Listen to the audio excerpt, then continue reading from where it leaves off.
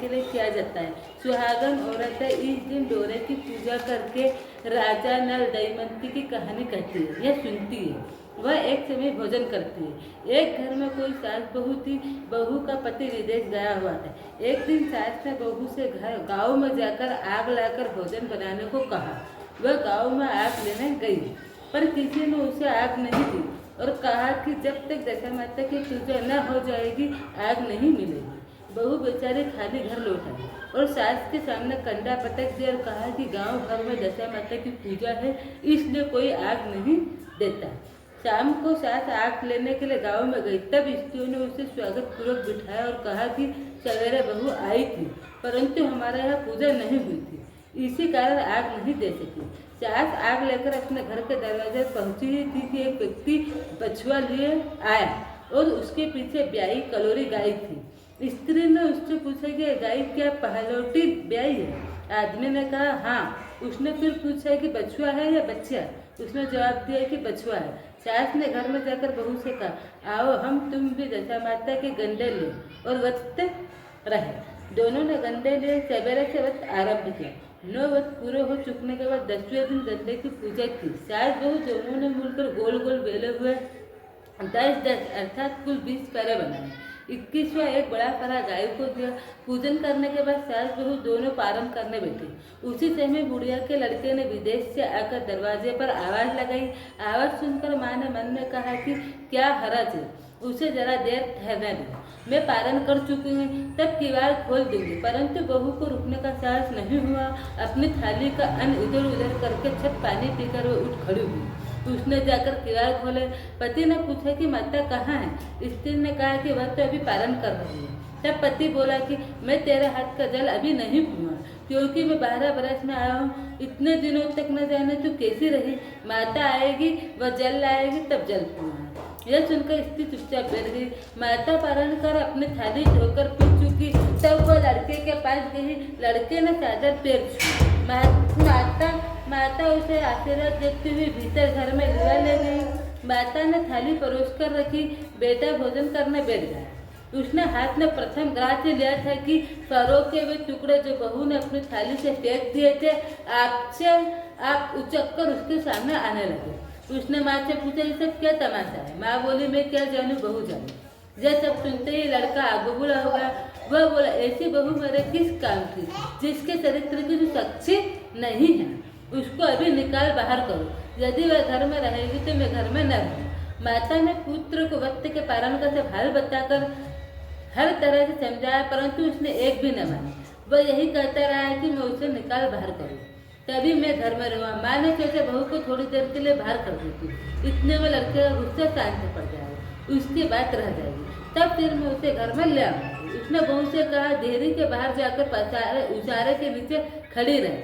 जब बहू ओरी के नीचे खड़ी हुई तब उसारा बोला, मुझे इतना भार छानी छप्पर का नहीं है जितना तेरा है। दशा माता के विरोधी को मैं छाया नहीं दे सकता। तब वह वहाँ से चलकर घिरौंची के पास गई। घिरौंची बोली, मुझसे हटकर खड़ी हो, मुझे इतना भार गड़ों का नहीं है जितना तेरा है। तब वहाँ से भी हटकर पूरे पर जाकर खड़ी हुई। तब पूरा बोला, मुझे इतना भार सब कूड़े का नहीं है जितना तेरा है, चल हटकर खड़ी हो।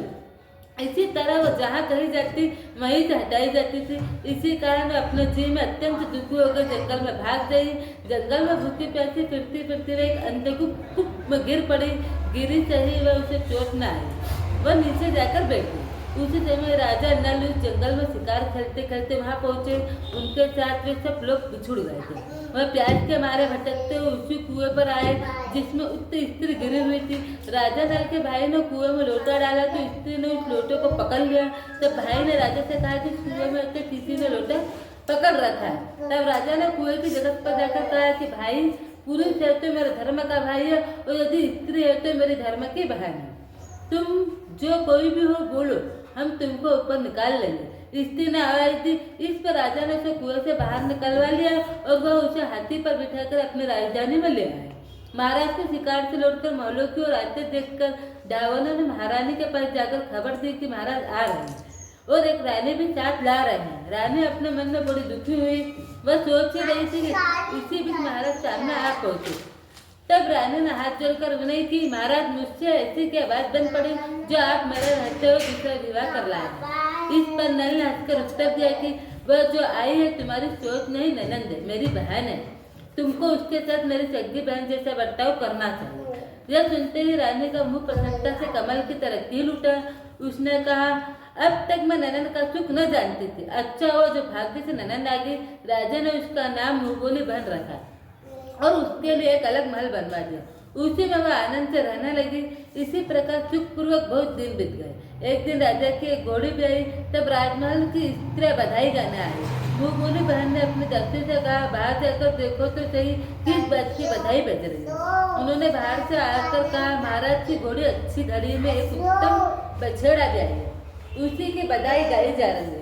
उसने पूछा, पहलोटी ब्याही है या दूसरी तीसरी? उसने जवाब दिया, ब्याही तो पहले ही है। तब उसने रानी के पास जाकर कहा, आओ भावत, हम तुम दोनों दशा माता के गंडे ले। रानी ने पूछा, किसके गंडे और कैसे गंडे, तो मुझे समझाओ। तब वो बोली, भाई की एक घोड़ी पहले पैर बछड़ा ब्याही है। दशा माता के वक्त का भी यही नियम है कि पहले पैर जब गाय या घोड़ी या स्त्री का प्रसव सुने तब गंडा लेकर वक्त आरंभ करें। नौबत करने के बाद 10वें दिन गंडे का पूजन करके विसर्जन करें। इसी के साथ उसने पारण के पदार्थ को नियम बतलाए। तब रानी बोली, ननंद तुम्हारा वक्त तुमको फल है। मैं पूड़ी और दूध की साड़ी खाने वाली रानी महारानी भला बनफरा गोले की पपड़ी खाकर कैसे रह सकती हूँ? ऐसा खाना खाई मेरी बला। वह बोली, भाभी मुझे जो चाहो सो करो, परंतु वक्त के संबंध में कुछ भी मत करो। मैं इसी वक्त के कारण मारी फिरी और तुम्हारे देश में आई हूँ। तब रानी ने उदासीनता के साथ कहा, मुझे क्या पड़े, तुमको रुचे सो करो, मैं मना तो नहीं करती। स्त्री ने श्रद्धापूर्वक गंडा लिया। 9 दिन तक नो वक्त के नो कथाएं की। 10वें दिन विधिवत पूजन किया, गोला फरा बना और शाम को पारण करने बैठी। उसी समय उसके पति को कुछ अनायास प्रेरणा से हुई। वह अपनी माता से आज्ञा लेकर घर से बाहर हो गई। घूमता घूमता वो राजा की नल राजधानी में जा पहुंचा और अपने स्त्री का पता लगाने एक कुएं पर उसने औरतों को बातें करते सुना। वह बोली, राजा हाल में मुंहबोली बहन लाए, वह बड़ी ही सुंदर स्त्री, आजकल उसी का किया हुआ सब कुछ होता है। दूसरी बेला वो जैसी सुंदर है वैसी धर्मात्मा भी है। जब से आए तभी से उसने सजावट खोल रखा है। जो उसके दरवाजे पर जाता है चादर इच्छा पर भिक्षा पाता है। तीसरी वाली वह जैसी धर्मात्मा है वैसी सदाचारिणी भी है। चौथी बोली, वह जैसी सदाचारिणी है वैसी सर्वप्रिय भी है। भीतर बाहर से सभी लोग खुश हुए। पांचवी बोली, यह तो सब है, परंतु अब तक नहीं पता चला कि वह कौन है और कहाँ की है। स्त्री की बातें सुनकर साधु के वेश में राजा नल की मुंहबोली बहन के महल के द्वारा पर जा पहुंचा। वहाँ उसने आवाज लगाई तो क्षेत्र के प्रबंधकर्ता उसे भिक्षा देने लगे। उसने भिक्षा लेने से इनकार कर दिया और कहा, जब क्षेत्र देने वाली खुद आकर भिक्षा देगी तब लूंगा, नहीं तो नहीं लूंगा। तब लोगों ने उससे कहा, इस समय वह दशा माता का वध करके पारण कर रही है, जब निश्चित हो जाएगी तब तुमको भिक्षा देगी, तब तक ठहरे रहो। वह चुपचाप बैठा रहा। पारण कर लेने के बाद मुट्ठी में मोती भरकर आई, परंतु सामने अपने पति को पल्ला फैलाए देखकर वो मुस्कुराती हुई लौट आई। दोनों ने एक दूसरे को अच्छी तरह पहचान लिया। रानी ने ननंद को मुस्कुराते हुए देखकर कहा, जिस दिन से तुम आई हो आज तक मैंने तुमको कभी हंसते नहीं देखा। आज विदेशी को देखकर हंसी का क्या कारण है? उसने उत्तर दिया कि विदेशी तो हमारे ही घर का है। रानी ने पूछा, तब वह ऐसे क्यों आए? उसने कहा, अभी वह मेरा पता लगाने चले आए हैं। रानी ने राजा से कहा, तुम्हारे मुंहबोली बहन के घर के लोग आए हैं। राजा ने कहा, उनसे कह दिया जाए कि अभी यहाँ से घर जाकर वहाँ से अपनी हैसियत से आए, तब मैं बहन की विदाई करूँगा। तब वह घर को वापस चला गया। उसने माता से कहा, तुम्हारी बहू राजा नल की यहाँ उसकी बहन होकर रहती है, नित्य सदावत देती है और नियम धर्म से दिन बिताती है। तब माता ने आज्ञा दी कि तुम जाओ, उसे लिवा जाओ। वह डोली पीनस बाजे कार आदि यथोचित श्रद्धा के साथ फिर से राजा नल के नगर में गया। राजा ने समझी की हैसियत से उसका स्वागत किया और कुछ दिन मेहमानी में रखकर विधिपूर्वक बहन की विदाई की। जब वह महल से बाहर निकलकर चलने लगी तब महल भी उसके पीछे पीछे चलने लगे। तब रानी बोली, ननद तुम चली और मेरा महल भी ले चली, जरा लौटकर पीछे की ओर देखती जाओ। जो ही उसने लेटकर देखा त्यों ही राजा का संपूर्ण राजसी वैभव साथ लुप्त हो गया। वह स्त्री तो अपने पति के साथ जाकर आनंद से रहने लगी, परंतु राजा नल का यह हाल हो गया कि वह राजा रानी दोनों कमरी कथरी ओढ़े फिरने लगे। उनके रुपकार पत्थर के हो गए और अटाले भोजनालय में पत्ते खड़खड़ाने लगे। तब राजा नल बोले, रानी जहाँ राज किया वहाँ इस दशा में नहीं रहा जाता, इसलिए यहाँ से हट जाना ही उचित है। रानी पतिव्रता स्त्री थी, उसने राजा की आज्ञा मानना और अपनी विपत्ति में उनका साथ देना स्वीकार किया। राजा रानी दोनों महल से निकलकर चल दिए। चलते चलते एक गांव के पास पहुंचे। वहाँ बेर के बच्चों में अच्छे अच्छे बेर लगे हुए थे। राजा रानी दोनों भूखे थे, इसलिए वे बेरों के नीचे जाकर बिनने लगे, परंतु बेर लोहे के होते जाते थे। इसी तरह से राजा और रानी जो वस्तु चाहत छूते वही कंकड़ पत्थर इत्यादि होता गया। फिर भी राजा आगे बढ़ता ही गया। रास्ते में राजा रानी बेरों को उसी जगह फेंक कर आगे बढ़े। रास्ते में उन्हें एक बनिया बनीजी करके चला जाता था, मिला। उसने राजा नल को पहचान लिया। तब उसने राजा रानी के भोजन भाग से शेर भर आटा दिया। वे आटा लेकर एक नदी के किनारे गए। वह रानी भोजन बनाने लगी और राजा स्नान करने लगा। उसी नदी में मछुआरे मछलियाँ पकड़ते थे। उन लोगों ने राजा को 4 मछलियाँ भेंट की। रानी की रोटियाँ सेक कर वो मछलियाँ भूनकर रखी। जब राजा आए और भोजन करने बैठे तब रोटियाँ ईंट हो गई और मछलियाँ उछलकर नदी में चली गई। वहाँ से चलकर अपने मोहल्ले बन के यहाँ गए। बहन ने सुना है कि उसके भाई भौजाई आए। उसने पूछा कि कैसे आए। रानी ने कहा कि लचके चिपड़ा भूखे फुकरा ऐसे आए और कैसे आए। यह सुनकर उसे बड़ी लज्जा आई। उसने उन्हें एक कुम्हार के यहाँ ठहरा दिया। शाम को थाल से जाकर बहन खुद भावत से मिलने आई। कुम्हार के घर गई। उसने सामने थाल रखा तो भावत ने कहा, इस थाल में जो कुछ भी हो कुम्हार के चक्के के नीचे रख दो और चली जाओ। वह थाल का सामान चक्के के नीचे रखकर चली गई। थोड़ी देर में राजा ने आकर रानी से पूछा, कहो बहन आई थी, क्या लाई थी।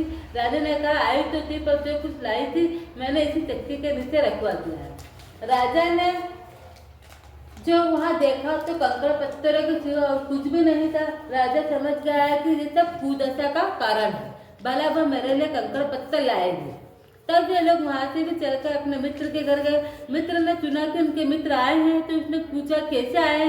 लोगों ने कहा, कमरी ओढ़े कतरी बिछाए मांग मांग कर खाए ऐसे आए और कैसे आए। मित्र ने दुखी होकर कहा, कोई हानि नहीं, जैसे आए वैसे अच्छे आए, आखिर मित्र है, उनको महलों में ले जाओ। मित्र ने बड़े आदर भाव से उनका स्वागत किया, भोजन कराया और कमरे में उनके चढ़ने के लिए पलंग बिछवा दिया। उस कमरे में खूंटी पर नौलखा हाथ टंगा हुआ था और पलंग की पार्टी पर बुझवा खाया था। आधी रात के समय राजा सो गए थे। रानी उनके पेड़ दबा रही थी। उसने देखा कि हार वाली खूंटी के पास दीवार में एक मोर का चित्र बना है। वह हार को धीरे धीरे निगल रहा है और खाड़ा पलंग की पार्टी में समाता जाता है। रानी ने राजा को जगाकर वह दस से दिखाया। तब राजा ने कहा, यहाँ से भी चुपचाप भाग चलना चाहिए, नहीं तो सवेरे चोरी का कलंक लगेगा। तब मित्र को क्या मुंह दिखाएंगे। निदान राजा रानी दोनों रात को उठकर भाग चले। राजा दंपति चलते हुए अन्य राजा की राजधानी में पहुंचे। वहाँ अतिथि और भिक्षुओं को सजावट किया जाता था। राजा रानी की सजावट लेने गए। उस समय सजावट बंद हो चुका था। वहाँ के अधिकारियों ने कहा कि यह लोग न जाने कहाँ के अभागे आए हैं कि उन्हें देने के लिए कुछ भी नहीं बचा, फिर भी उन्हें मुट्ठी मुट्ठी चने देते। इस प्रकार अनादर और कुवत से दान लेना अस्वीकार करते हुए राजा रानी वहाँ के दानच्छी की निंदा करते हुए बोले कि ऐसी कंजूसी है तो सजावट देने का नाम क्यों करते हैं। इस पर दान अध्यक्ष ने कहा कि ये भिक्षु बड़े घमंडे मालूम होते हैं, भीख मांगते हैं और गजा भी देते हैं, उनको हरावारत में बंद कर दो। इस तरह राजा रानी दोनों एक कोठरी में बंद कर दिए गए। मुट्ठी मुट्ठी चने दोनों को खाने के लिए मिलने लगे। जिस कोठरी में राजा रानी कैद थे उसी के सामने से आम रास्ता था। एक मेहतरानी राजा की घुड़सवार को पार करके उसी रास्ते से निकला करती थी। एक दिन में बहुत देर से निकली। तब रानी ने पूछा कि आज तुमने इतनी देर कहाँ लगाई। वह बोले कि आज राजा की घोड़ी ब्याई है, उसी की टहल में ज्यादा देर हो गई। रानी ने पूछा कि घोड़ी पहली बार ब्याई है या दूसरी बार। मेहतरानी ने कहा पहली बार। फिर रानी ने पूछा बछड़ा हुआ या बछड़ी। उसने जवाब दिया बछड़ा हुआ और अच्छी साइज में हुआ है। तब रानी ने राजा से कहा, एक बार मैंने तुम्हारी मुगोली बहन के गंडे का नजर किया था, उसी दिन से इतनी दशा बदल गई, इसीलिए आज मैं दशा माता का गंडा लेती हूँ। राजा ने कहा तो ठीक है, परंतु यह पूजा की सामग्री कहाँ से आएगी, कैसे नियम धर्म निभेगा। राजा ने कहा वही दशा माता सब कुछ करेगी, मैं तो उन्हीं का नाम लेकर गंडा लेती हूँ, फिर जो होगा देखा जाएगा। तब 9 तार राजा की पाग और एक तार अपने आंचल का लेकर रानी ने गंडा बनाया और उसी समय से व्रत ठान लिया। थोड़ी देर में राजा खुद घोड़ी का बछड़ा देखने के लिए उसी रास्ते से निकला। राजा ने नल दमयंती की कोठरी को बंद देखकर पूछा कि ये लोग कौन है और किस अपराध के कारण यह बंद है। पहरेदारों ने कहा कि ये लोग भिक्षा लेने आए थे, आपको आशीर्वाद देने के बदले गारा दे देते थे। इसी कारण दाना अध्यक्ष ने इन लोगों को कैद कर दिया था। राजा ने कहा कि यह तो इनका कोई अपराध नहीं है, इनको मनोनीत शिक्षा न मिली होगी, इसी से गाला देते रहेंगे। इनको संतुष्ट करना चाहिए या कैद कर देना चाहिए। इनको अभी कैद से बाहर निकाल लो। राजा की आज्ञा अनुसार उसी समय नल दमयंती को दोनों कोठरी से बाहर निकाले गए। राजा उनके पाँव में पद्म और माथे में चंद्रमा का चिन्ह देकर पहचान लगा कि राजा नल और रानी दमयंती। तब उसने विदित भाव से क्षमा प्रार्थना की और उन्हें हाथी पर बिठाकर अपने महल में ले गया। कुछ दिनों बाद राजा का अतिथि सत्कार स्वीकार कर रहे राजा नल पूरे श्रद्धा से अपनी राजधानी की ओर चले। पहले वह अपने मित्र के यहाँ गए। मित्र ने राजा के आने की खबर सुनकर पूछा, मित्र आए हो तो कैसा? लोगों ने कहा है कि अब की बार से ठाट बाट से हाथी घोड़े से डंका निशान पालकी पीने से और फौज के साथ लेकर आए। मित्र ने कहा, अच्छी बात है, आने जो मेरे तो जैसे तब थे वैसे आवे, आखिर मित्र तो है। राजा रानी दोनों मित्र के महल में गए। उन्होंने चादर उनका स्वागत करके उसके स्थान पर फिर से उनको डेरा दिया जहाँ वे पहले टिके थे। आधी रात के समय राजा बेंच दबा रही थी। तब उसने देखा कि मोर का चित्र जो हाथ में लील गया था उसे उगल रहा है और खाया घाट की पार्टी से बाहर निकल रहा है। रानी ने राजा को जगाकर दिखाया। राजा ने अपने मित्र को बुलाकर वो चरित्र दिखाया। तब मित्र बोला कि मैंने न तो तुमको चोरी लगाई थी न अब लगाता हूँ। यह सब कुदशा का कारण था, आप निश्चित रहे, मेरे मन में कोई बल नहीं। मित्र के यहाँ से चलकर राजा मुंहभोली बहन के यहाँ गए। उसने जब सुना कि राजा भैया आए तब उसने पूछा कैसे आए। लोगों ने कहा जैसे राजाओं को आना चाहिए वैसे आए और कैसे आए। उसने कहा उनको मेरे महलों में आने दो। तब राजा नल का हाथी बहन के महल की ओर बढ़ा। तब रानी बोले, अब बहन के घर जाए, मैं तो उसी कुमार के घर जाकर ठहरूंगी जिसके यहाँ पहले टिकी थी। राजा ने कहा, जिसके कारण से दुख उठाया तुम उसी से फिर झगड़ा मोल लेती हो, यह तो अच्छा नहीं कहती। परंतु रानी न मानी और कुमार के यहाँ ठहरी। राजा बहन के घर चले गए। शाम को ननन भावच के लिए थाल लगाकर चली। उसने भावच के सामने जाकर थाल रख दिया।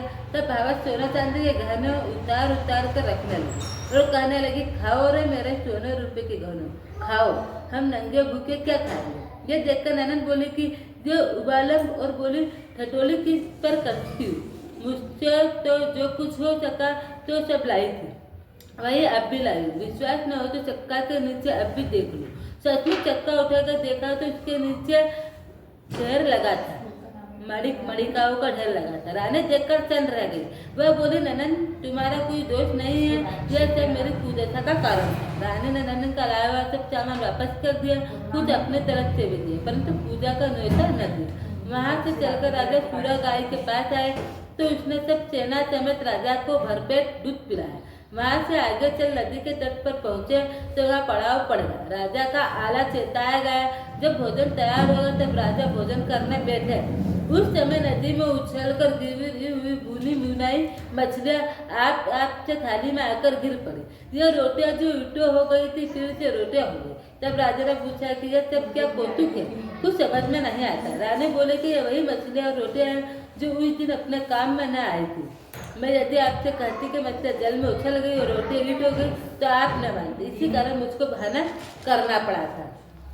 फिर वहाँ से सेना सहित राजा और रानी आगे बढ़े। जब राजा नल की फौज अपनी राजधानी के पास पहुंचे तब वहाँ के लोग घबरा उठे। उन्होंने कहा कि अपने राजा पर जो विपत्ति पड़ी है वह बाहर भटकते फिरते, यह कोई शत्रु चढ़ा है, इसको नजराना देकर मिलाना चाहिए। अस्तु वे लोग हीरा मोती थालों में भर भर कर राजा से मिलने गाँव के बाहर आए। अपने राजा को पहचान कर उनको बड़ा आनंद हुआ। वे बड़ी श्रद्धा भक्ति पूर्वक महाराज के आगे होकर उन्हें महलों में लिया चले। राजा रानी ने महलों में प्रवेश करके तुरंत ही दशा माता की पूजा का प्रबंध किया और उस नगर की शोभाकृति स्त्रियों का आमंत्रित किया। भगवती के भोग के लिए सब तरह के पकवान बनाए गए। आटे की भट्टी में 10 बच्चे, 10 गुड़, शक्कर की गुच्छे और 10 अजवाइन सुहागिनों के आंचल में डाली गई। सुहागिनों को श्रृंगार आदि करके दशा माता की पूजा आरम्भ हुई। कलश स्थापित होकर जोर मणि दिया जलाया गया तो बत्ती ही न थी।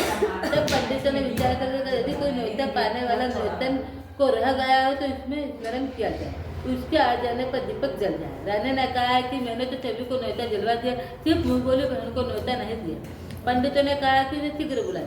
राजा ने अपना द्वित रथ तेज के मुँह बोली बहन को बुलवा लिया। उसने कलश का मालिक प्रज्वलित किया, बड़ी धूमधाम से पूजा हुई। अंत में सुहागिनों को भोजन कराकर विदा किया। उसी समय राजा ने रात में हुक्म जारी किया कि अब मेरी प्रजा के लोग दशा माता का व्रत क्या करें। भगवती दशा माता ने जैसे ही राजा ने के दिन ठहरे, ऐसे ही वह सबके दिल कर गए।